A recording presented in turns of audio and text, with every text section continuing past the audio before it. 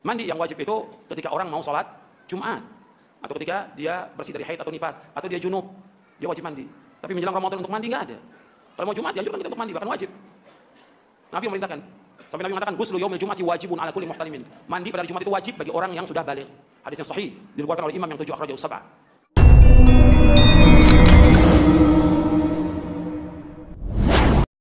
Assalamualaikum warahmatullahi wabarakatuh, sahabat yang saya cintai dimanapun Anda berada.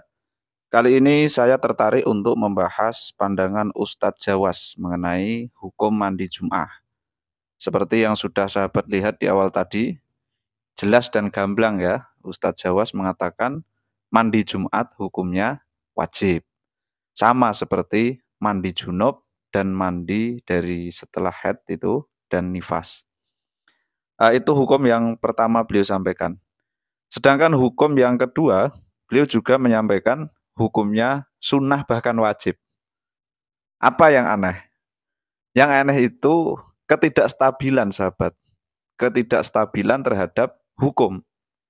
Kalau Anda sebagai pengikut Ustadz satu ini, tentu Anda akan plin-plan ketika ditanya, kalau mau Jumatan, apa hukum mandi Jum'ahnya? Sunnah atau wajib? Nah, bukan tidak mungkin Anda dengan polos akan ikut-ikutan seperti Ustadz satu ini ya, yakni membaca hadis Ghuslu yaumil jum'ati wajibun ala kulli muhtalimin.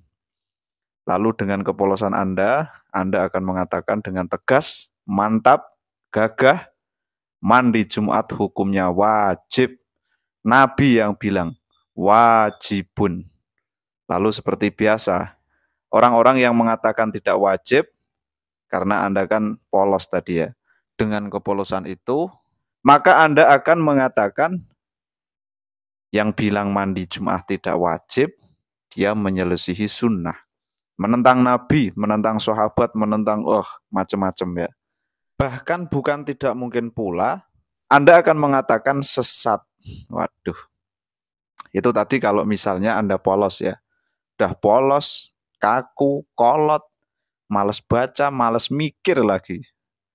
Jadi yang ada hanya anggapan-anggapan bahwa orang yang tidak sepaham dengan Anda, maka akan Anda klaim sebagai sesat. Karena Anda sudah merasa pemahaman Anda yang paling benar, pemahaman Anda yang paling sesuai dengan Nabi. Bahkan bisa jadi Anda akan merasa seolah-olah muridnya Nabi. Jadi hukum ini sudah paten. Pokoknya mandi Jumat hukumnya wajib titik. Nabi yang sudah jelaskan dengan gamblang menyebut wajibun. Gak bisa ditawar-tawar lagi. Wajib ya wajib. Gak mandi Jumat dosa. Aduh. Baik. Tanpa berbelit-belit sahabat. Saya ingin sahabat semuanya tahu. Kenapa ini perlu saya bahas. Pertama gini. Kalau boleh kita adu antara pendapat Ustadz Jawas dengan Syekh bin Bas, kira-kira lebih unggul yang mana? Lebih unggul pendapat daripada Ustadz Yazid Jawas atau Syekh bin Bas? Lalu yang kedua, ini ada fakta menarik sahabat.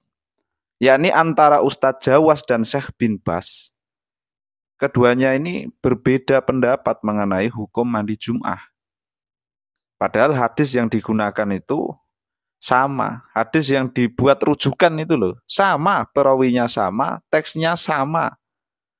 Yakni apa? Ghuslu yaumil jum'ati wajibun ala kulli muhtalimin. Sahabat lihat, bagaimana pendapat Syekh bin Bas mengenai ini. Ini di web asli beliau ya. Ghuslu yaumil jum'ati sunnatun mu'akkadatun lirijali. Ini Syekh bin Bas yang mengatakan sunnatun mu'akkadatun lirijali, sunnah mu'akkad. Liqaulin Nabi sallallahu alaihi wasallam ghuslu yaumil jum'ati wajibun ala kulli muhtalimin wa ayyastaka wa yatatayyaba. Jelas ya, hadisnya sama. Wa qaulihi sallallahu alaihi wasallam man roha ilal jum'ati falyagtasil. Fi ahaditsa ukhra kasiratun. Nah, ini yang paling penting. Syekh bin Baz mengatakan, walaisa biwajibin al-wujuba alladzi ya'samu min tarkihi walakinnahu wajibun bimakna annahu muta'akkadun.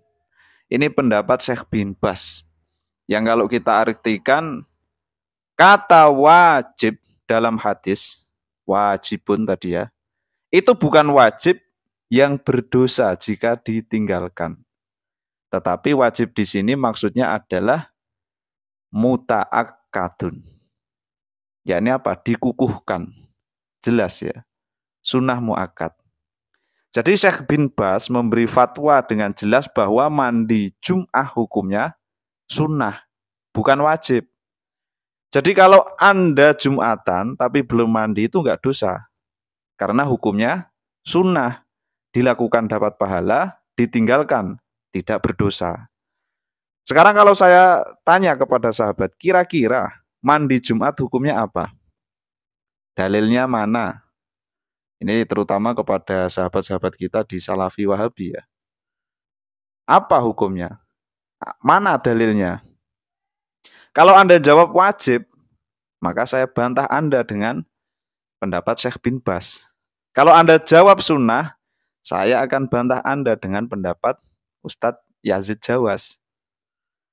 Ya, saya kira sebagai pecinta Syekh Muhammad bin Abdul Wahab dan ulama Salafi Wahabi, Anda tidak akan berani menyalahkan salah satu dari keduanya tadi, Syekh bin Baz maupun Ustadz Jawas.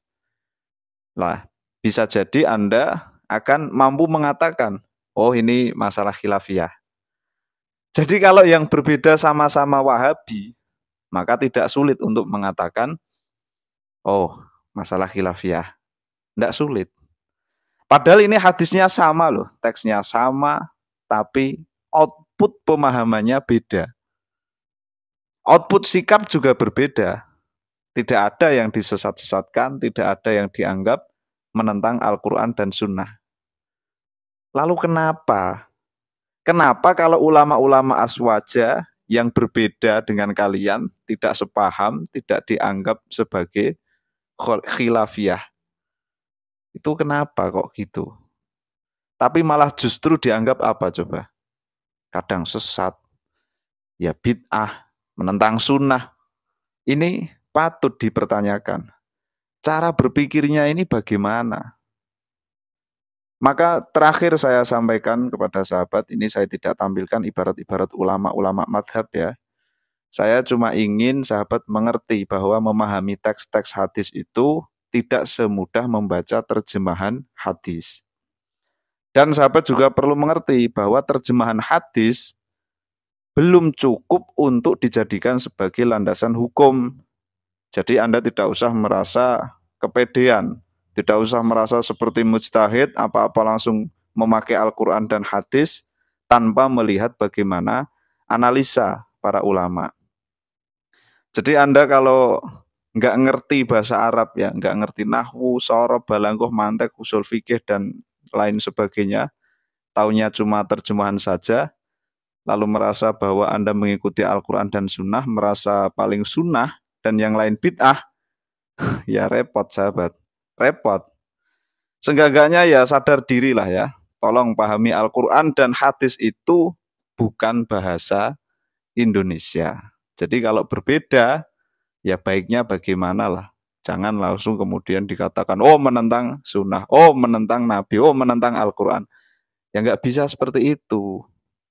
Ya, sekian. Ihdinas siratal mustaqim. Assalamualaikum warahmatullahi wabarakatuh.